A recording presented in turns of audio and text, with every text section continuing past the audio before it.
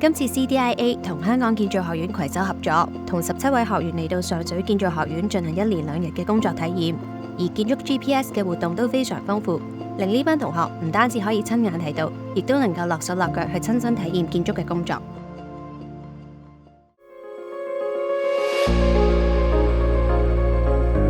喺我哋設計呢個課程嗰陣時咧，其實我哋都考慮到幾個唔同嘅因素。咁喺呢個嘅體驗活動裏邊咧，我哋都希望盡量包含多少少嘅工種，俾我哋啲同學咧體驗多啲，就希望佢哋用呢個課程咧就可以培養翻佢哋唔同嘅興趣。咁另外當然喺我哋設計課程嗰陣時，我哋都有考慮到，其實嗰個課程會唔會好悶呢？我哋都想增加多少少嘅趣味性，令到嗰啲同學咧能夠投入啲，玩得開心啲咯。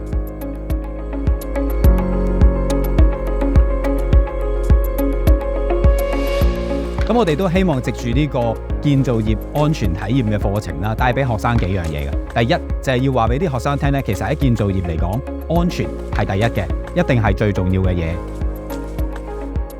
而第二個要點咧，就係我哋都希望話翻俾啲學生聽，其實而家建造業咧都好大規模地使用好多唔同嘅資訊科技嘅。例如我哋其中有一個活動咧，就係教啲學生點樣去操作無人機。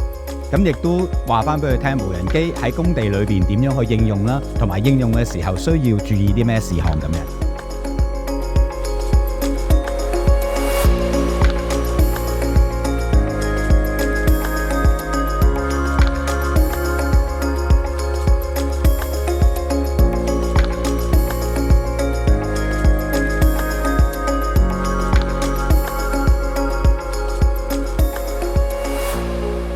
同學仔咧經過 CDIA 嗰個嚴格嘅篩選同埋評估挑選過出嚟咧，其實咧係好好嘅質素。咁佢哋咧對於我哋嘅建造業嚟講咧，嗰個興趣係好大啊！成個嘅體驗嘅過程裏面咧，佢哋都勇於發問啦，好投入啦，成個過程都好正好正噶。機械工程點解咁多科啊？因為佢需要廣闊嘅視野、技術同埋知識都要具備嘅。好廣闊嘅空間，令到配合到每一個僱主更加用到我哋嘅學生，更加得心應手。其實萍水測量科咧就唔係淨係關於萍水測量，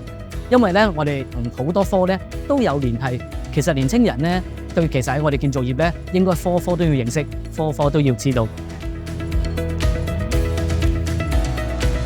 最後我要多謝 CDIA 同埋建築學院。呢個活動係令到我嘅職業方向更加清晰嘅，令我對未來嘅職業方向冇咁迷茫，而且認識到自己嘅興趣。嚟緊香港咧係會有好多唔同嘅公務工程啦，同埋私人嘅工程。我哋預計不久嘅將來咧，香港嘅建造業其實係將會好有蓬勃嘅發展嘅。咁我哋亦都希望咧，藉住今次嘅呢個課程，話翻俾啲同學聽，希望佢哋能夠掌握今次呢個嘅機遇，投身建造業。